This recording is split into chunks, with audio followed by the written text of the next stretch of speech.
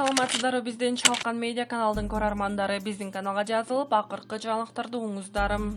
Жээнбеков Кытайдын төрагасы Си Цзиньпинге көңүл айтты. Президент Сооронбай Жээнбеков Кытай Эл Республикасынын төрагасы Си Цзиньпинге Кытайдын борбордук жана түштүк бөлүктөрүндөгү адам курмандыктарын алып келген суу ташкыны байланыштуу көңүл айтты. Бул тууралуу президенттин аппаратынын маалыматтык саясат бөлүмү билдирет. Көптөгөн адамдардын өмүрүн алган жана бир топ кыйроолорго алып келген Кытайдын борбордук жана түштүк бөлүктөрүндөгү масштабтуу суу ташкыны тууралуу кабарларды терең кайгыруу менен кабыл алдым. Кыргызстан элинин атынан жана жеке өзүмдүн атымдан суу ташкынын кесепетинен туугандар менен жакындарын жоготкондорго чын ниеттен көңүл айтам. Жабыр тарткандарга болсо тез арада сакайып кетишин каалайм, деп айтылат көңүл айтуу телеграммасында. Сооронбай Жээнбеков Си Цзиньпин башында турган Кытай коммунисттик партиясынын жетекчилигинде Кытай эли табигый кырсыкты сөзсүз жеңип чыгаарына жана тез арада кадимки турмушту калыбына келтирерине ишенерин билдирди.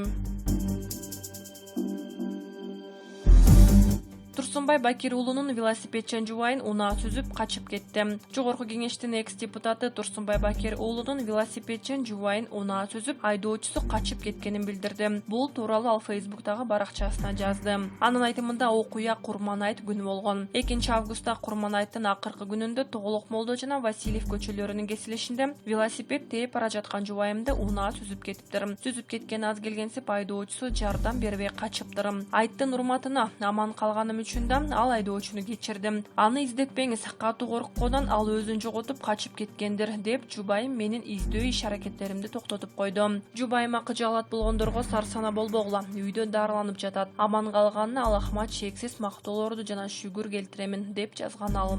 Ошондой эле Бакир уулу качып кеткен айдоочуга кайрылып, адамды сүзүп кеткенден кийин адамгерчилигиңди жана жол эрежелерди билгениңди көрсөтүп, жыгылган адамды тургузуп, ал акыбалын сурап, медициналык жардам керек болсо бейтапканага жеткирип коюуга акылың да, ыйманың да жетпедиби? Жубайымдын өтүнүчүнө баш ийип, сени Кудайга тапшырдым, деп жазган экс-депутат.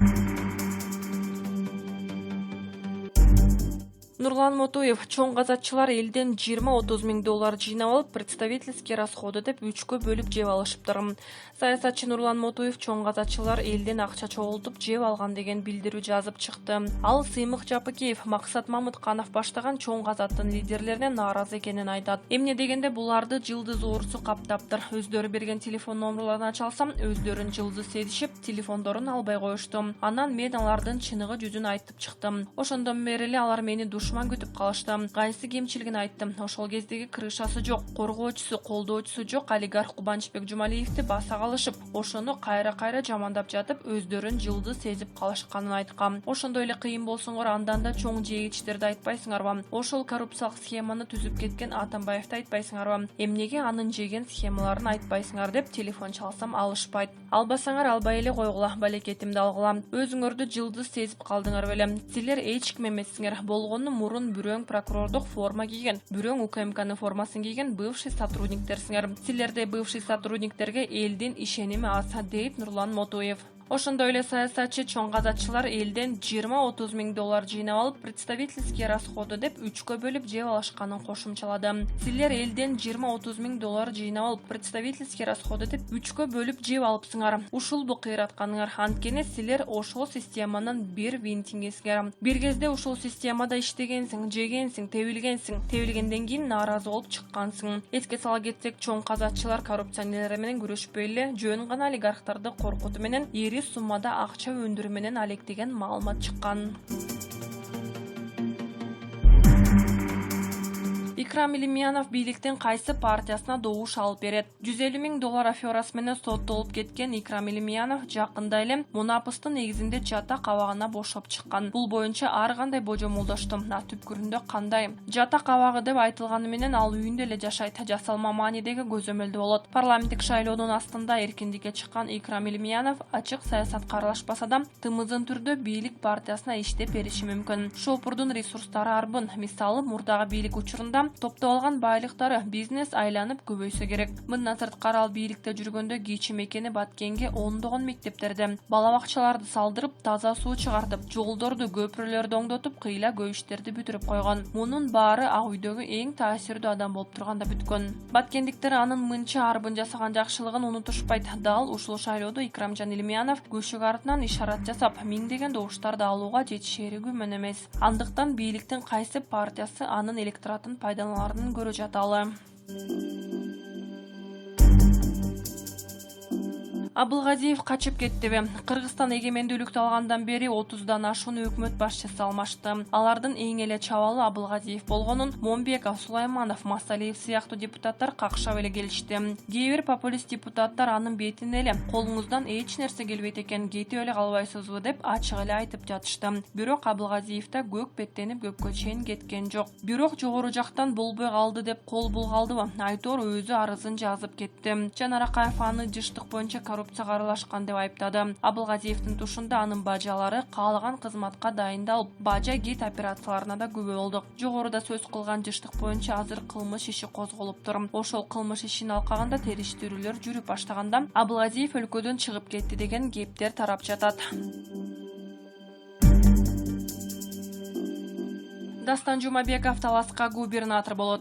Спикер болуп бир эмес бир нече жолу тиленген жаңылган Дастан Жумабековдон азыр бир эмес бир канча саясий партиялар тизмеге кошуудан жаа бою качып жатышат. Мурунку партиялаштар болсо Дастан Жумабеков менен шайлоого барсам, миңдеген шайлоочулардын колдоосунан ажырайбыз. Андан көрө Таласка губернаторлукка көндүрүп, эптеп ошол жака кетирели деп көшөгө артындагы оюндарын баштап жатышат.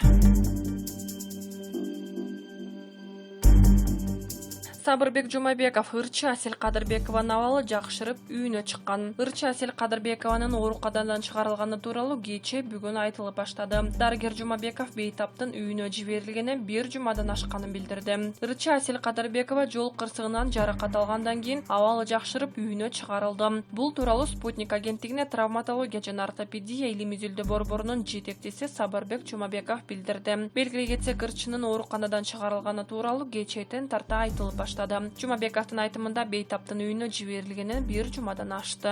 Күйөөсү ооруканадан чыгарып кеткенине 10 күндөй болуп калды. Акырегине операция жасалган. Өзү басып, тамак ичип, сүйлөп, абалы алды канча жакшырып калган. Учурда ден соолугунун калыбына келтирүү процесси болуп жатат, деди Жумабеков. Эске сала кетсек, 26-июнда Бишкектеги Медеров жана Тыныстанов көчөлөрүнүн кесилишинде Toyota Camry жана ыкчам аракетке келчү топтун автоунаалары кагышкан. Анын кесепетинен Camry автокөлүгүндө бараткан Асел Кадырбекова катуу жаракат алган. Анын баш мээси катуу жабыркап, моюн омурткалары менен акыреги сынып реанимацияга түшкөн. Ал эми Кадырбекова менен сүйлөшкөн айдоочуга кылмыш иши козголуп, убактылуу 1 айга камакка алынган болчу.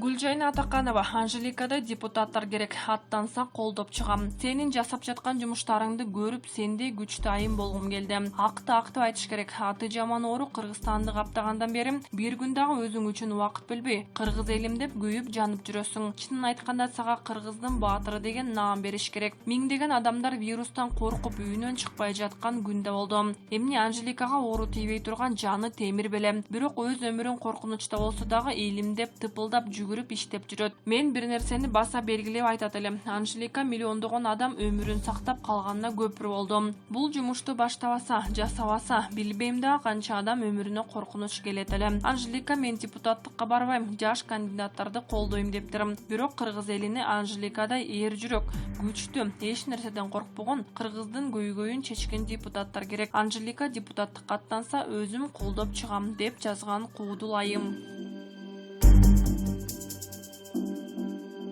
Акыркы суткада коронавирустан 7 киши көз жумду. Буга чейин ар бир облуста каза болгондор тууралуу айтылып келсе, бактыга жараша акыркы кездерде сутка ичинде өлүм катталбаган аймактарда болууда. Акыркы сутка ичинде Кыргызстан боюнча коронавирустан 7 адам каза болду. Бул тууралуу коомдук саламаттык сактоо башкармалыгынын башчысы Айнура Акматова билдирди. COVID-19 каза болгондордун жаңы учурлары: Бишкек шаары 3, Ош шаары 1, Чүй облусу 1, Жалал Абад облусу 1, Талас облусу 1. Жалпы каза болгондор 1427 адамга жетти. Оору күчөп турган учурларда бир нече апта мурда бир суткада көз жумгандардын саны 80ден ашкан фактылар катталган.